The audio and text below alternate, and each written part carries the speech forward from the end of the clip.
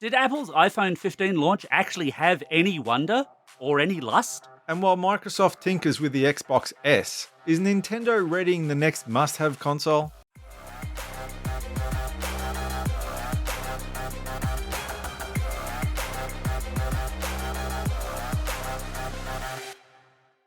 Vertical Hold is proudly brought to you by Uniden Australia. Hey there, welcome back to Vertical Hold Behind the Tech News, the award winning tech podcast where we catch up with Australia's leading tech journalists and commentators to dive into the big stories of the week. I'm Alex Kidman, and I'm joined as usual by Adam Turner.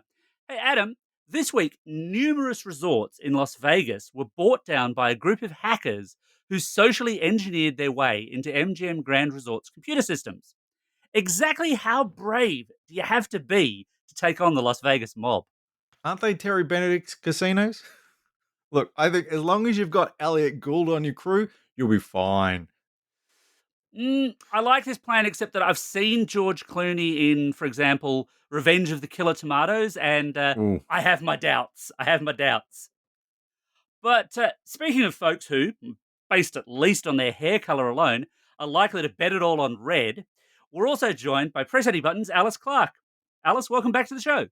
Howdy. Thanks for having me. It's good to be back. Alice, you've got a really, really interesting history. Have you ever hacked into a Las Vegas casino? Look, no, not even a little bit. I've thought about it really hard and then realized that I don't have any skills and also that I'm afraid of breaking laws. But like aside from that, I would totally do it. Aside from those two pesky little problems, but right, Also, good. I don't want my Keep that legs alibi. broken. That is also a big Good plus. strategy. Yeah. That is also a big plus. So this week saw Apple hold its Wonderlust event, the big iPhone launch event we talked about a couple of shows back in terms of rumors, and now we know things about new iPhones and new Apple Watches. Alice, give us the quick rundown in terms of iPhones. What are we looking at now in terms of the 2023 crop? So I think the big headline from an everybody point of view is that there is now USB-C. Yay! Huzzah! Apple has caught up to the rest of the industry, and now I don't have to hunt around for lightning cables when I have a perfectly good USB-C cable right there.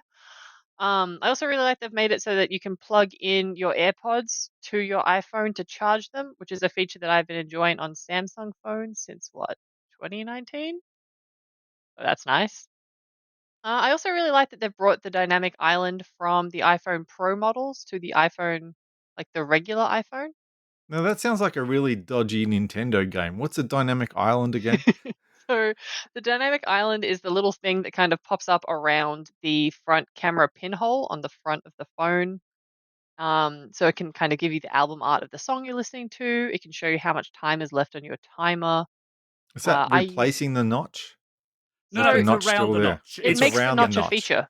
yeah. Ah, not a bug. All right, I get Yeah. it. So like, and I really like that they've taken something that everyone complained about and turned it into an incredibly useful thing that I really take advantage of a few times a week. I have to admit, when it was first announced, I was like, "Oh yeah, that'll be a nice gimmick that I'll use once and then forget ever existed or just find annoying." But particularly when I go on bike rides, I'll always forget because I'm running the beta software, so I'll always forget that you can do that new thing where you can open up your workout data on your phone as you ride, and like it'll come up with the little dynamic island with the little person cycling. And then I tap on it, and then I know that I'm going really slowly.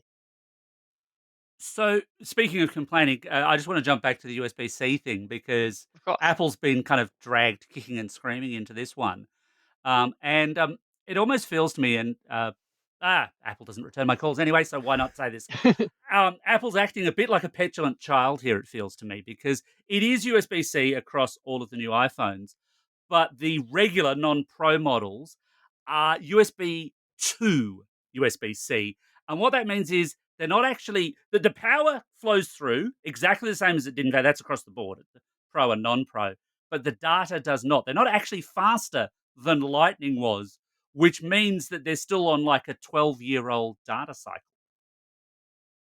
I think that on paper, that looks really bad and that Because it sucks a is. lot. But I also think in reality, how many people actually try and transfer data on their phones by plugging them in anymore?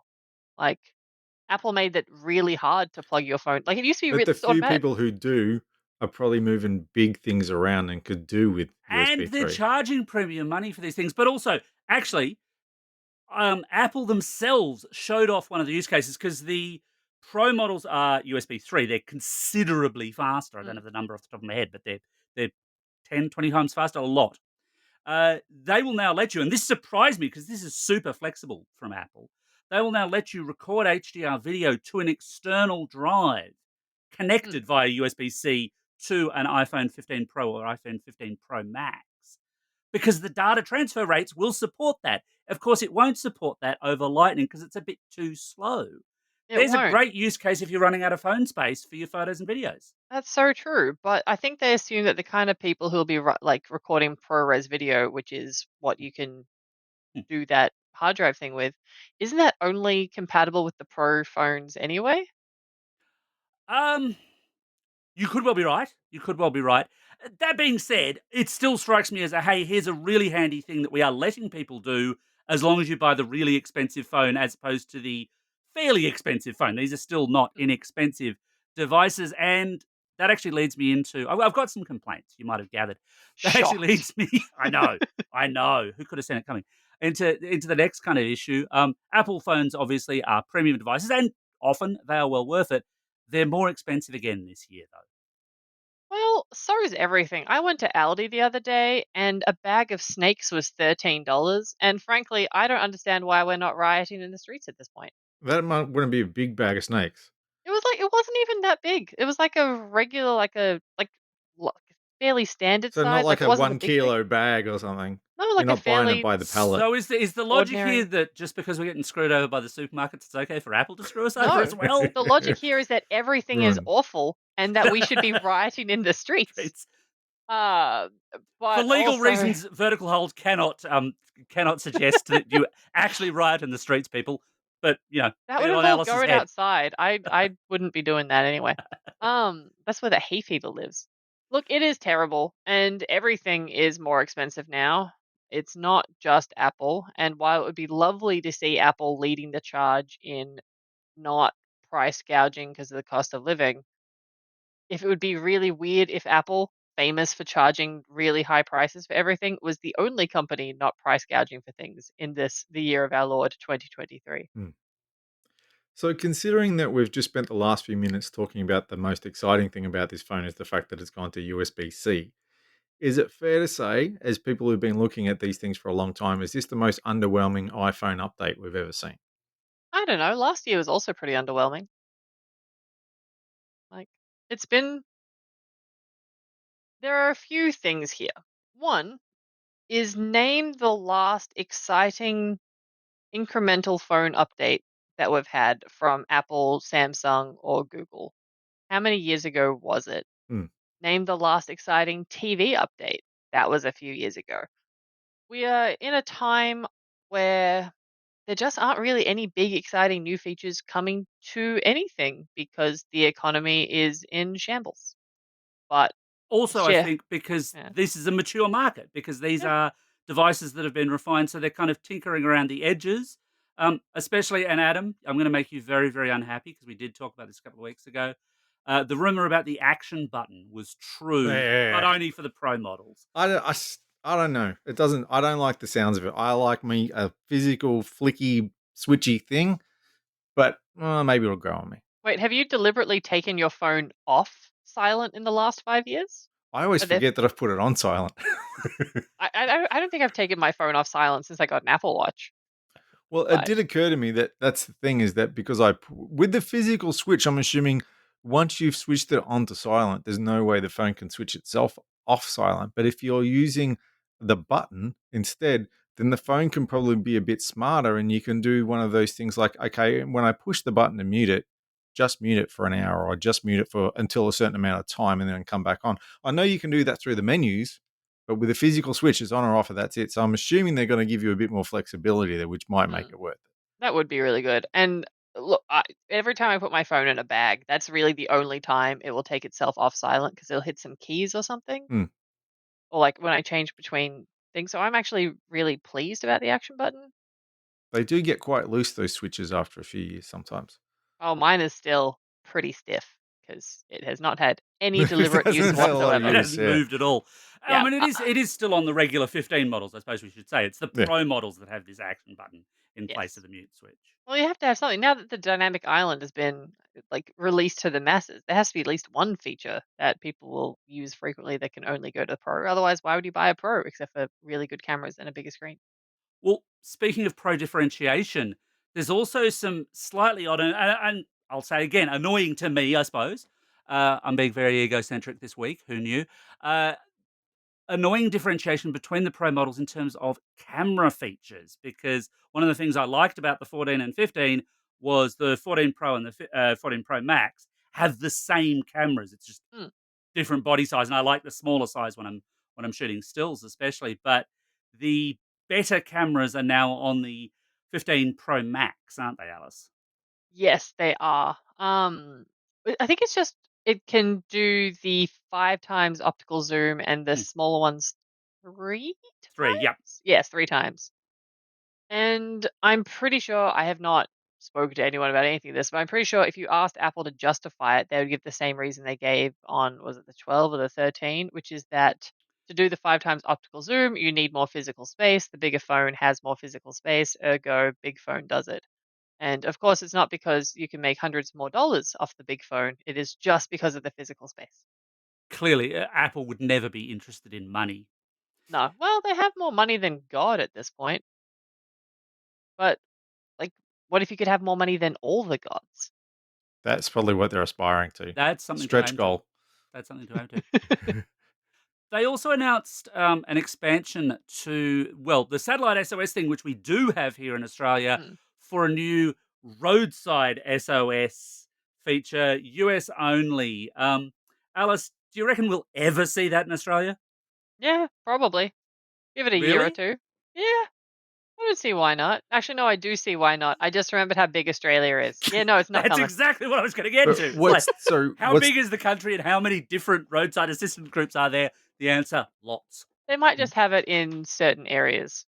what is roadside assistance? What's the difference between that and satellite SOS? I just assume it means you're stuck in the middle of nowhere with no signal. Come help me. I thought that's what satellite SOS was. Pretty So what? much, but they'll bring a tow truck. I mean, Oh, okay. So that's it's my understanding of it, Alice. Do you want to expand I on that? have to admit that I somehow completely missed that feature and had no idea what it was. So I've learned something new from you. I haven't like I watched the whole thing. I read about it. I missed that feature completely. Well, there we go. So obviously they were just packing in so many features that we don't have time to talk about every single one of them, and we should probably move on to the new Apple Watches.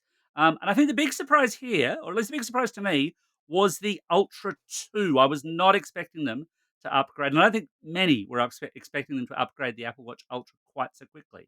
Yeah, I honestly thought there was going to be a 2 or 3 year rotation because there is like I'm an Apple Watch Ultra user. I rely on it a lot. I love it. I cannot think of a single thing more that I'd want from it except for more battery. But they brought new things, which was great. it, S what are those things you might be asking? So it's still got that new gesture that you also get on the Series 9, which is you can kind of like tap your fingers together to answer calls or do other stuff. That's the best thing ever. I know you could technically already do that on an accessibility thing, but now they're bringing it wide and making it like mainstream, which I think is really, really cool. I assume there's some witchcraft involved somewhere. They've sacrificed somebody on a mountain at some point to get it. That's great.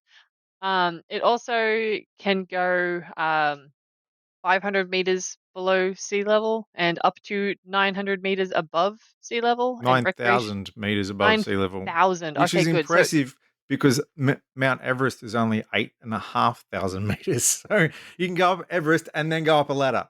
yeah, like a really good ladder. A Look, really good ladder. 900 meters would not get you much further than my No, dad's place. Yeah. Mm. You can also go recreational scuba diving to 40 meters. I'm Look, doing that this weekend. oh, congratulations. The ocean is a place where I don't think people are supposed to go. There are monsters in there. It's more terrifying than space. But I do like the thing about going high up. That sounds really cool. Well, the gesture thing, the double tap, I agree with you. The technology sounds really, really cool to me because it's using, I believe, like the what is it, the accelerometer and the heartbeat sensor or whatever to work out, hey, you're doing this double tap gesture. Mm, But I've got to say, I'm a man who fidgets. yeah. And I'm just concerned that I'm going to be walking down the street and suddenly realize, hang on, I've just made a random phone call, or why does my music keep cutting out, or any of it does, because what they've pitched it as is being very contextual to whatever it is that you're doing, presumably with both watch and phone at the time. Yeah, so I don't think it makes phone calls for you. I think just if somebody calls you, you can answer it or hang up. And I think from what I gathered, you have to kind of, at least judging by what they did in the video, you have to have your wrist kind of in a way that you're sort of looking at your watch. It won't just be like by your side and you're like moving your fingers. I assume Apple knows that people move their hands for things other than their watch. I hope. Look, honestly, I'm keen to try it out. I think it's really interesting technology, and I'm especially keen, as I think a lot of people know, on assistive technology generally And a smartwatch. and smartwatches. So this is, nirvana for me. I just hope that Apple has at least said, "Hey, for the folks who really don't want it, you can completely disable it." And yeah, I'm yet to find out if that's actually the case because Apple sometimes is a little bit, so we say, controlling. I would bet money that you would be able to disable it because it would be an accessibility issue as well to be able to disable it. People with physical tics or with seizure disorders or all kinds of things are going to, or like Parkinson's disease, are going to have little involuntary Mm. tics. And it would be such bad press for them if it made things less accessible. Hmm. And I think even if they're controlling, they still don't want those headlines. The other thing that, of course, we get with new iPhones, sort of, is a new Apple processor. And again, this is a story about the Pro phones, isn't it? Because the 15s are just getting the 16 Bionic, um, Which is where last year's Pro yeah, which is thing. last year's Pro thing. The A17 Pro is coming to the new Pro phones, and Apple seemed really, really keen to talk up games for this particular processor. Yeah, and their announcement on games was huge. Like being able to play Assassin's Creed Mirage, which is like the latest one without a console, and you're just doing it on your phone is ridiculous. Like that is such a good reason to get one of these pro phones if you're able to use it as a full-on gaming device. Like already, I'd want a 1 terabyte phone though. well, it Its depends on installs are not going to be small. the installs won't be small, but what if it's cloud-based? There's a lot of different ways it could be. Yeah, no, it's still going to be ridiculous. You do want a But if one it's terabyte phone. hang on, if it's cloud based, I thought why as do I sorry as need I the said it. processor? Hang That on, is so yeah. true. That's- Yeah, look, you're gonna wanna get the big phone if you're gonna be a big gamer, but Hmm. possibly also maybe look, it would be a wonderful dream to have developers actually optimize games properly for the devices that they're gonna be on and to optimize storage, and that was one of the big promises of this new generation, and we have not really seen that promise be realized yet, but you never know. Maybe Apple has the power to make it work for iPhone. On the one hand, I'm kind of struck by the fact is it's very cool that we can run a modern AAA console title on a phone. Great Mm, technical achievement. Is it something that people want though? Because when I'm playing those games, typically I want to kick back on my sofa, controller in hand, and yes, obviously MFI controllers are a thing on a big screen, not a mm. 6.7-inch one. Am I missing something here, Alice? I think it is for business travelers and for kids whose parents will let them borrow their phone to play games on it, but won't buy them an Xbox. Is that a big market? I was just thinking, I don't know. if, Apparently, if it's the big parents enough can that, afford this phone, they can probably afford an Xbox. well, see, it's not about affording the Xbox. It's about whether or not they feel okay giving their kid a gaming device that plugs into their TV because it'll rot their True. brains at them. Their And poor, poor, also, precious you then brains. lose control of your lounge room. You have to Yeah. negotiate time in the lounge Yeah, room. if you live in a small enough place and you have 4 people vying over 1 television, being able to say, "Here, play your games on this phone," like, that's not terrible. Hmm. If you travel a lot for work, that's also pretty good. If you're a child of divorce, like, hopefully, if you're a child of divorce, you've been able to negotiate an Xbox at each parent's house. but there's a good chance if one parent's trying to like one up the other parent, you might have an iPhone Pro. The most exciting thing about all these devices is something that's coming to all current iPhones and watches, and that is iOS 17 and watchOS 10. The most exciting announcements this year for phones and watches are just on the software side. And so you don't technically have to upgrade to the fancier phone to get them, but you'll probably get a better experience if you have an older phone that's slow now. Actually, speaking of older phones, the other thing that we saw uh, with this launch, well, we didn't see it. Apple kind of just quietly did it. Was take a few older iPhones out the back and shoot them. Mm, Because the iPhone 12 family is no longer on sale from Apple. The 13 mini is no more. In fact, the mini line is no more effectively with rip. that. And of course, the 14 Pro and 15 Pro Max are no more because they want to sell 15 Pro and Pro Max phones. Yes. But there's still a pretty big range of phones. Like I think there's like unless you are ultra budget, I think there is now an iPhone that will suit your budget if you're wanting to stay in that phone family and don't want to get the latest. Like I think that's pretty good. It makes sense to shoot the 12 because you have the 13 and the 14 and the 15 on sale at this point. That's almost overkill. Oh, Um I do miss the mini. It was nice for smaller hands. I never really used it much, but it was nice. I don't miss the mini. Adam, do you care for the mini or not? well, that's what I'm trying to figure out where the Mini and the SE sit, in terms of screen size and capabilities and stuff. Is the Mini the sweet spot between the SE and the others, or So was? the mini was basically just a small 13 or Hmm. 14, whichever model it was. It had the same chip, it had the same So the cameras, same guts. same yeah, same guts. Yeah. The SE still has the ye olde button, like Oh yeah, called It's an yeah, Small iPhone. Size. It's an iPhone 8. I yeah. mean, it Yeah. really genuinely is. It's that body shape because they've just kept the factory tooling running So to now they're produce a cheaper forcing model. you up. If you won't go back to the iPhone 8, then they're forcing you. There is no middle ground of, "Oh, yeah, but I like the look of the Mini and I like the price of the Mini." You've now got to jump straight up to the 15 Or You the don't have to jump up to the 15. There's or the still, 14. yeah, the the 13. Yeah, 13 and the 14 still yeah, exist. The 13 mini is the one that got cut. yeah. And again, Apple does not comment on rumor or speculation, but the smart money says that they basically weren't selling enough minis. Yeah, I gotta say, I spend a lot of time on a lot of planes. I walk around a lot of cities. I think I can count on one hand the number of iPhone minis I've seen in the Hmm. last few years, like in the wild. Something else you would have seen, however, in the wild a fair bit, Alice, is Nintendo Switch console. Yeah, And that they get about. They've sold a they do. few of They do. those things over, what is it, 6 and a bit years, About something like that. that. Yeah. Good lord. Which means, of course, that the Switch is actually getting on in years, and there's a lot of rumors around at the moment that the next generation Switch, whether you want to call it a Switch Pro or a Switch 2, I don't know. Maybe Nintendo will call it the Switch U because that worked so well with the Wii. Um, being shown off to developers.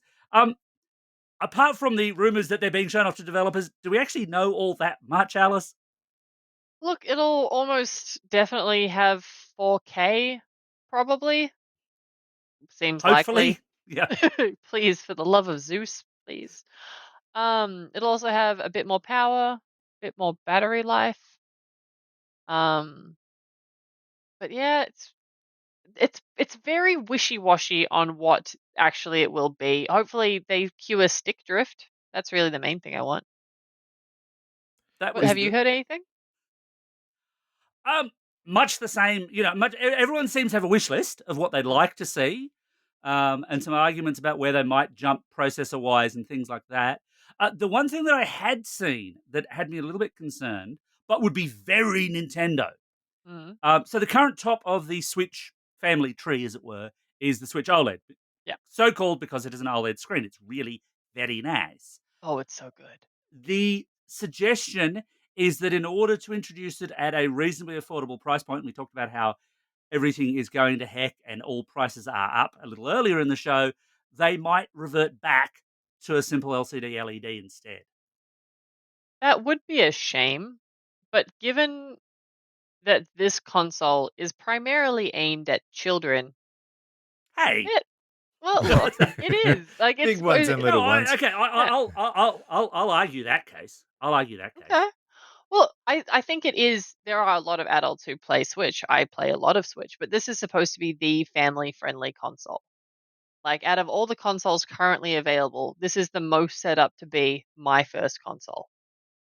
And so I think having it be cheaper, even if that means going back to an LCD screen, I think that is more important than having the pretty OLED screen that they'll inevitably release in a special edition 2 years later.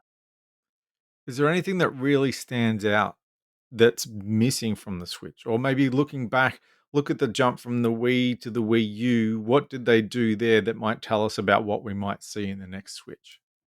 We might see some new controller gimmick. I don't see quite what else they could pack into these controllers in terms of movement, but that's really seems to be where where Nintendo likes to innovate on their consoles. They're not trying to be the most powerful. They're never going to tell you about a teraflop. They're going to tell you about how you interact with it and how it's going to be different to anything you've ever tried before. And so that I think is where they're going to go. If they wanted to add a second screen, that would be deeply weird and not in the realm of impossibility. You could Well, play the old Donkey Kong game on it. Yeah, you That'd could be play awesome. like the old Guitar Hero DS games on it. all good games. Those Guitar Hero DS games were amazing. Like, That I think I Donkey have Kong game arthritis was because of it, but amazing. so good. I'm talking like, what was that, 80s or 90s? The The Game and orange Watch, Game and Watch the one? Game and Watch one. That's like 1982, Adam. Yeah, the It's very classic. very good. There's one downstairs. Uh, Mm, so one thing actually that they did, of course, Wii U to in fact that they did basically every or nearly every generation. Actually, they didn't do it Wii U to Wii. My original thought was wrong, folks.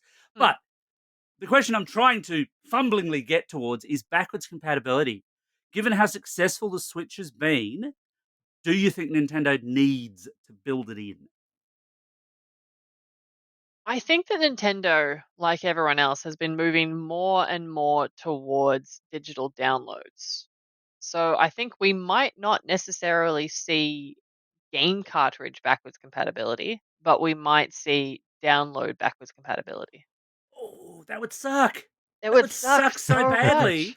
I mean, But like, I like physically having cartridge, but it would same. really sting for to say to a part of your user base, look, if you bought this off us through the eShop, great, you've got it on your Switch 2 or Switch Pro or whatever it's called.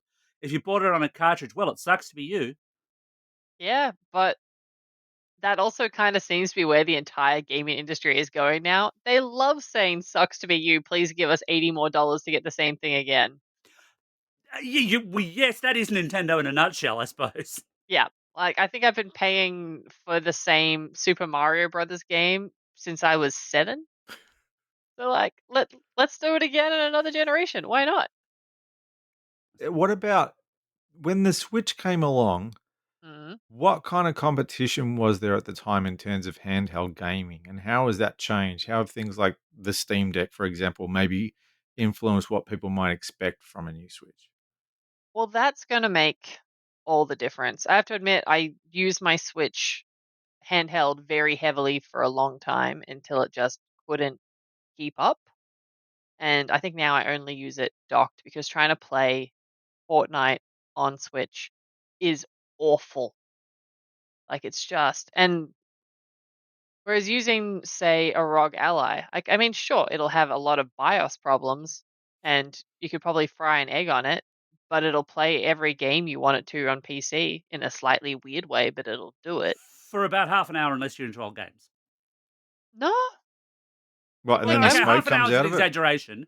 Uh, I've just done the Rogue Ally as a review. People can look this mm, up, and I was getting maybe 2 and a bit hours. The Switch can do a bit more than that, albeit that it's doing less. And I feel the game compatibility thing, and we're getting a little bit off topic, but what the mm. heck? The game compatibility thing on the Rogue Ally is really fascinating to me because it's Windows, so it's theoretically every Windows game ever, except it's really not. Yeah. Every game that I like to play on it, or would want to play on it, has been playable, except for The Sims, which is an absolute nightmare. Anything mouse Um, controlled is just a bad time. yeah. And on the battery thing, I carry a big battery pack with me everywhere I go, so that doubles my battery life anyway. And so I have not actually been all that upset with the Ally's battery life. But where Nintendo shines is when it doesn't try to be anything like any other brand. It's not Mm. trying to be good at any game you could buy anywhere else. Like, you're not going to play Call of Duty on a Switch if you have literally any other option. Same with Fortnite, same with anything. You're getting the Switch to play Zelda and Mario. I don't think Nintendo really cares what anyone else is doing because they know a lot of people will buy their consoles because they have some of the most plain and simple fun games available. Like, there's nothing complicated emotionally about a Mario game. You're never going to hear a streamer drop a racially motivated slur during a Let's Play Mario stream, Oh, unless it's I'm sure Mario Kart. you've seen the internet, Alice. Someone's done it. Yeah. That's Someone's done it. true. The bar's been Let's set come pretty low. on. That is so true. But basically, Nintendo is going to Nintendo, and they're not going to care what anyone else is doing. It does not matter what competition there is. It does not, like, they could, just doesn't matter. Like, people who are buying Steam Decks and Allies want something different to people who are buying Switches, and they are sometimes the same person. I suppose that's true and fair. Well, speaking of competition, while we wait for an actual Switch, and in fact, before we're recording this, Nintendo has a direct where I'm crossing my fingers they don't suddenly say surprise and make everything we've talked about for the last 15 minutes redundant. But let's assume that they haven't. There's a new Xbox in town. Well, sort of a new Xbox Series S. Yes, the Should I be Series excited, S. Alice? No, but I like it. I think it is adorable. The Series S is the difficult sibling in the The Xbox little brother, Series world. It's the angry little brother. the angry little brother that holds you back and stops you from doing some of the things you want to do. Like, I think it was Baldur's Gate 3 developers who came out and said that the reason why they had to delay the release on Xbox was because not the Switch, because the Series S was not powerful enough to run it properly and it had to run on both before they could do it. So technically the Series S is holding Xbox back. But at the same time, it is the best and cheapest entry level next gen console available. And so this new Series S has a 1 terabyte hard drive and it's black. And that's all of the differences between that and the old white Series S. And I think Apple it's have sold adorable that's going through MacBooks like quite a bit. that. Yeah, I've bought MacBooks So like did that. I. So did I. There's a Malibu Stacy quote that comes to mind here, really.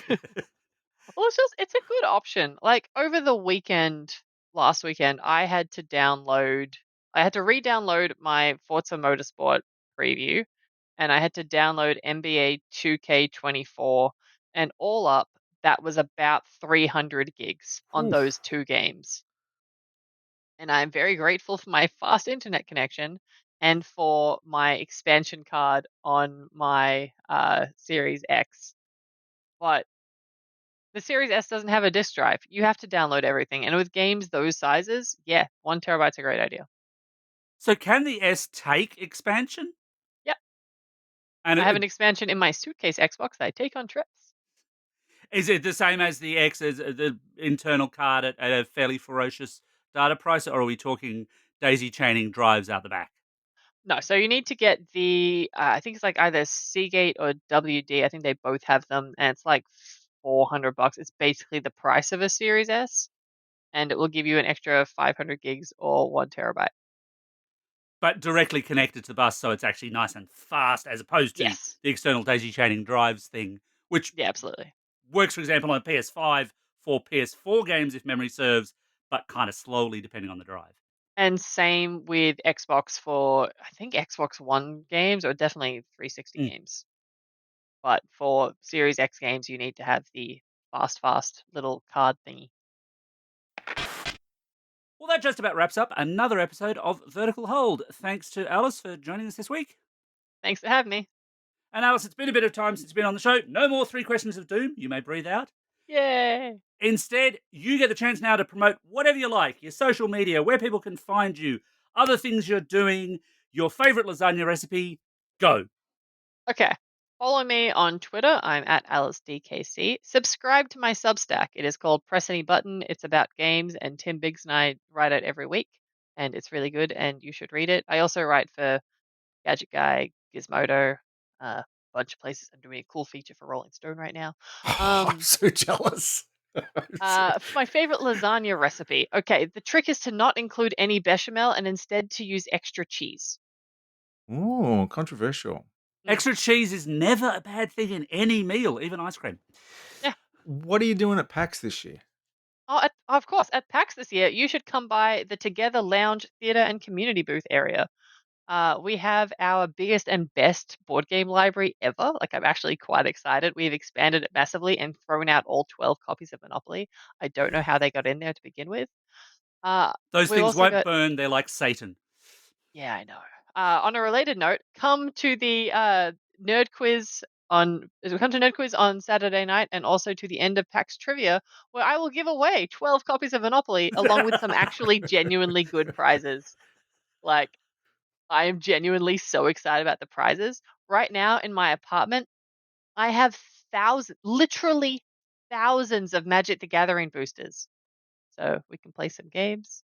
Also, the Xena Talisman of Fate tournament is officially a PAX tournament with PAX prize medals. It is the worst video game you have ever played, and you will love it. Anyway, come on by. I'll be there all weekend. Awesome. And as always, you can catch us via the Vertical Hold webpage. That's www.verticalhold.com.au. On Facebook, on Instagram, you can look up Adam and me on Mastodon, Blue Sky, or Threads. And, oh, yeah, that whole X Twitter thing, because that's apparently still a thing. Thanks everyone for dropping by. Don't forget, drop us a line. Let us know what you think of the new iPhones, what you think of the Switch rumors, what you think of Monopoly.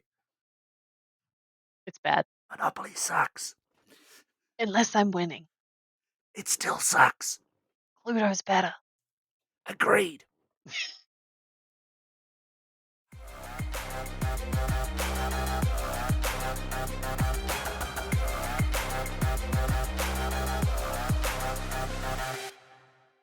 Vertical Hold is proudly brought to you by Uniden Australia.